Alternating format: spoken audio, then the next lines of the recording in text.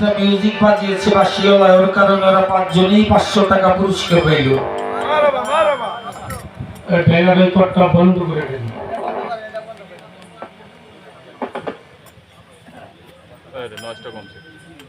আমার গায়ক, আমার মা জান, আমার পাশের বয়াতি, আমার পাশের শিল্পী, আজকে রাত্রে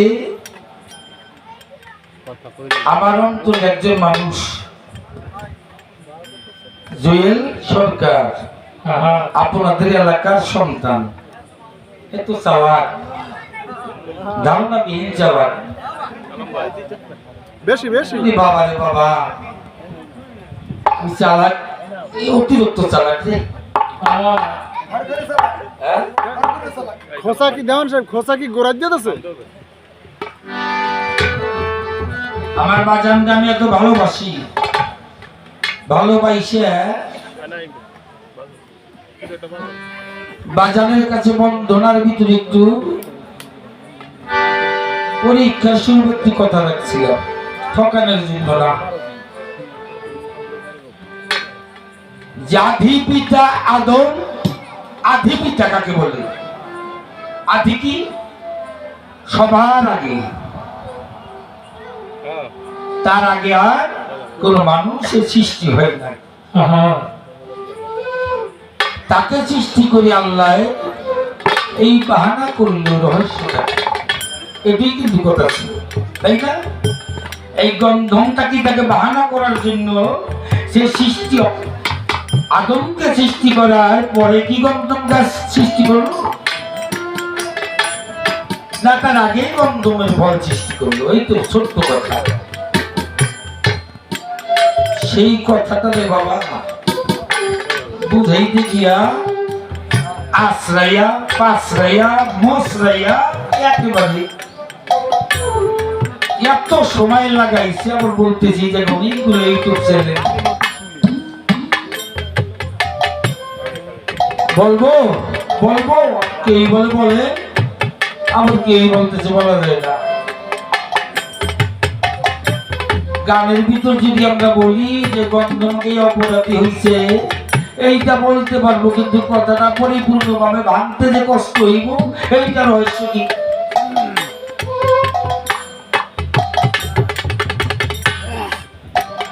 যা শরীয়ত মতে বুঝাইছে যে গন্ধম একটি ফল, এটা সবাই জানে।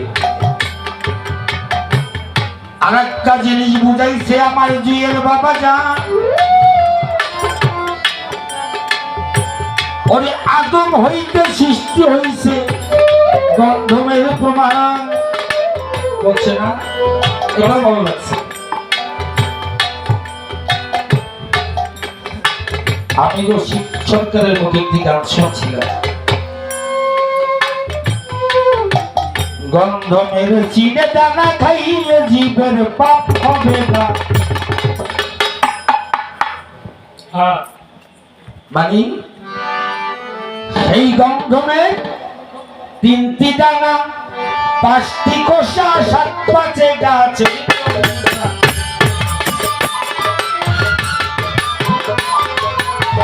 3টি দানা, 5টি কোষা, 7 পাঁচে গাছে।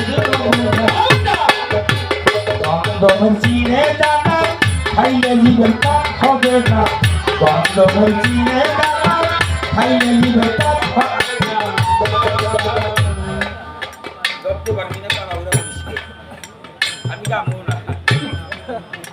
এই 3টি দানা আল্লাহ, আদম, মোহাম্মদ, 5টি খোসা আগুন, পানি, বাতাস, মাটি, নূর, 7 পাশে গাছের নমুনা, 7টা কিছু ভাগ, 5টা জাত, 7 পাশে ওই গন্ধম গাছে নমুনা।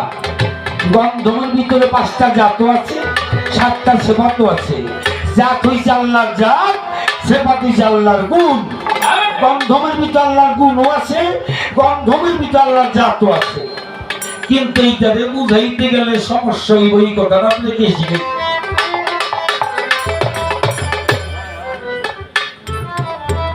চিত্তা শরীফের 40 তালিম করে দেখে বাজান সুন্দর মতো করবেন। আপনি এতগুলা কথা দিয়ে বুঝাও লাগতো না। যিনি আদমকে সৃষ্টি করছে তিনি গন্ধম সৃষ্টি করছে। খালাকাল্লাহু আদম আলা সূরাতিহি, তাই না? যদি আল্লাহ সূরাত দিয়ে আদমকে বানাইয়া থাকে, তাই গন্ধম যদি আল্লাহ সৃষ্টি করে থাকে, তাই ওই যে আল্লাহর জাত যেখানে আছে, আল্লাহর কুদরত মানে আল্লাহর গুণ সেখানে আছে। যাই বাবাই সুন্দরভাবে বুঝাইছে, আমি বড় খুশি হয়েছি। এবার আমার কাছে কিছু প্রশ্ন করছে, আপনাদের জানাই।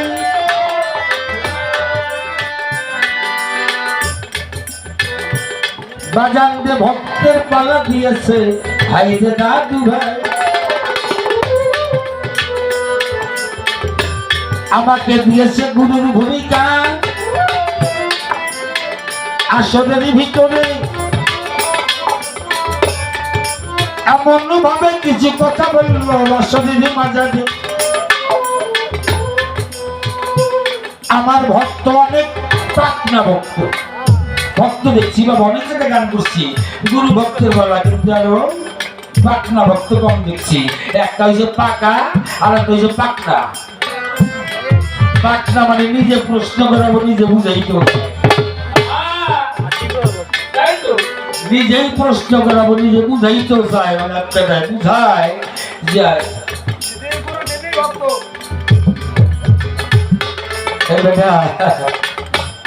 খবরদার, এটা কিন্তু ভক্তের পাওয়া না। ভক্ত প্রশ্ন করে চুপ করে বসে যায়। গুরু যদি পারে তার মীমাংসা করে, না পারলে ভক্তের কাছে বলে যে বাবা এই জিনিসটা আমার জানা নাই, তাই না?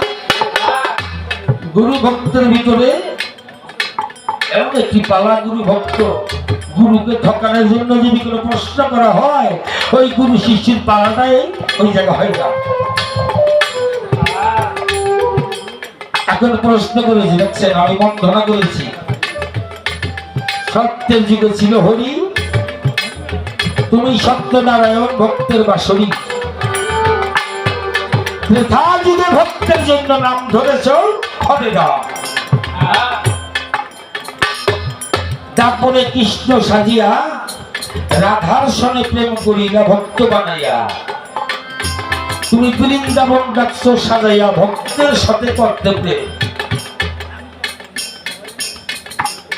কলির যুগে করতেছ উদ্ধার, তোমার ভক্তের মাঝে এই ভক্ত রাধা নামে সাদা পেছনদার। তোমার ফারুকের করিও পার, হে প্রভু গুণধার। তুমি কথাটা গেল করো না, যেই ভক্ত সাদা হৃদয় নিয়ে থাকে, রাধিকার মতো। রাধা শব্দের অর্থ ঠিক, রাধা শব্দ এত সুন্দর একটি হৃদয়, তাকে বলে রাধা। শ্রী মানি সুন্দর, রাধা মানি সুন্দর একটি অন্তর, তার নাম হচ্ছে রাধা। আর যেই ভক্ত রাধা, সেই ভক্তের তেল থাকে সাদা। ওই সাদা নামে পেছেন্দারি শুধু গুরু পার করে, অভক্তের কখনো গুরু পার করে না। অভক্ত ডাক দিতে যায় না, পার করবো কি? এখন আমাকে প্রশ্ন করে সত্যের পর হবে দাপর, সেখানে ত্রেতা হলো কেন? ত্রেতা মানে 3, দাপর মানে 2। বাজার এইভাবে গুরুরে চাপাই দিল। এমন একজন গুরু ছিল আপনাদের জায়গায়, সনাতন ধর্মের ভিতর নাম ছিল তার গৌতম মনি। শোনেন দাদু ভাই, ছিল না? এই গৌতম মনি তার অনেক ভক্ত ছিল। সত্য করে বলি, আমি তোমার কথা তো রক্ষা করবো না।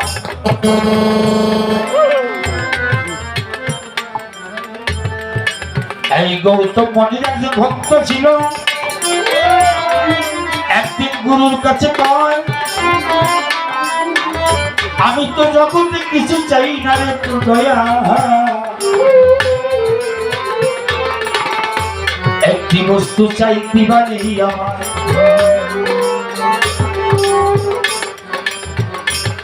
গুরু বলে কি চাও? তো দিবা দয়াল, তুমি আমাকে দিবা? অবশ্যই। গুরুর ভিতর যদি কিছু থাকে তাদের ভক্ত দিলে তাহলে আপনার যে সুন্দর চেহারাটা এইটা আমি ধারণ করতে চাই, এটাকে আমাকে দিবে। আমি যখন ইচ্ছা করি তখনই যেন রূপটা ধারণ করতে পারি। কিন্তু গুরুর স্ত্রী গৌতম মুনির যে ঘরের স্ত্রী, উনি অনেক রূপসী ছিল। ওই ভক্তের মন ভালো ছিল না, ভক্তের নফস আম্মারাই জাগৃত ছিল। ওই ভক্ত নফস রহমানের ঘরে কখনো থাকতো না। তখন গুরুকে বলতেছে আপনি চেহারাটা আমাকে দিবে। গুরু তো আদা করছে ভক্তরে দিব, কাজা যখন তুই ইচ্ছা করবি তখনই আমার রূপ ধারণ করতে পারবি। হঠাৎ করে গৌতম মুনি একদিন এক ভক্তের বাড়ি যায়। ওই সময় গৌতম মুনি ওই ভক্ত গুরুর বাড়ি যায়,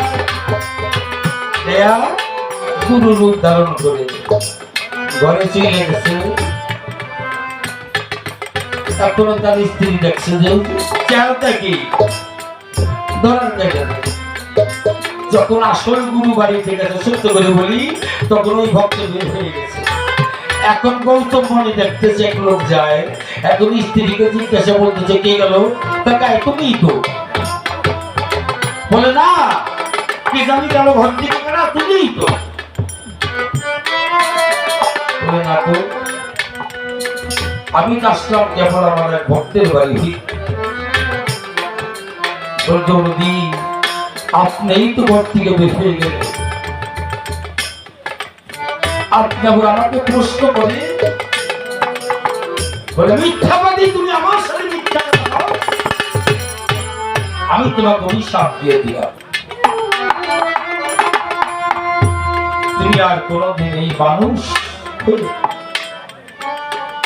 তুমি যে অসৎ কাজ করেছ তুমি আর সৎ কাজও করতে পারবে না, জীবনে অসৎ কাজও করতে পারবে না। তুমি মানুষ স্থান পরিত্যাগ করে তুমি পাথরে পরিণত হয়ে যাবে। তাই তো ভক্ত বাবারে গুরুর সাথে চালাকি করে গুরুর স্ত্রীকে যখন পাথরে পরিণত করলো, ভক্তরা গিয়ে কান্নাকাটি করে দয়া আমাদের গুরুমা কি আর মানুষ হইতে পারবে না? বলে আমি যে অভিশাপ দিয়েছি না, সত্য ত্রেতা দাপর করি এই 4 যুগের মানুষ হইতে পারবে না। তাহলে আপনাকে আর গুরুমাকে ভক্তি দিতে পারবো না, তাকে একটু মানুষ বানানো। বলবে একটা পারি, আমি ওই নারায়ণের কাছে চেয়ে সত্যের পর আসবে দাপর, কিন্তু দাপরের পরিবর্তে আমি ত্রেতা আনতে পারি। ওই ত্রেতা যুগে একজন দেবতা আসবে যার নাম থাকবে রাম, ওই রামের স্পর্শ পেয়ে উনি মানুষ হইতে পারবে। তাই তো বাবা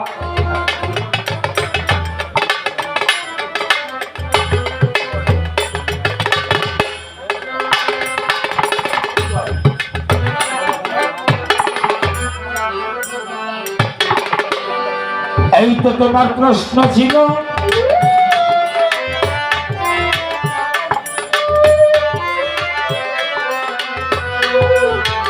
জবাব হইয়া গেল। এই কারণে আগে দাপর না ঈশ্বর ত্রেতা যুগ, ওই নারায়ণ কথাইল। কারণ নারায়ণের পরে কৃষ্ণরই আসার কথা, কৃষ্ণ নাই শাস্ত্ররা। এই জায়গায় আরো অনেক রহস্য আছে, আমি বলতে সময় নষ্ট করবো না, সনাতন ধর্মের কথা। তারপরে একটি প্রশ্ন করছে মারাত্মক, সবাই তো পবিত্র কোরআন শরীফ পড়তে পারে না। কোরআনের ভিতরে 14টা সিজদা, যারা পবিত্র কোরআন পড়তে পারে না তারা সিজদা গুলা কিভাবে দিবে? আর এই সিজদা না দিলে তো আল্লাহ তার সিজদা কবুল করবে না।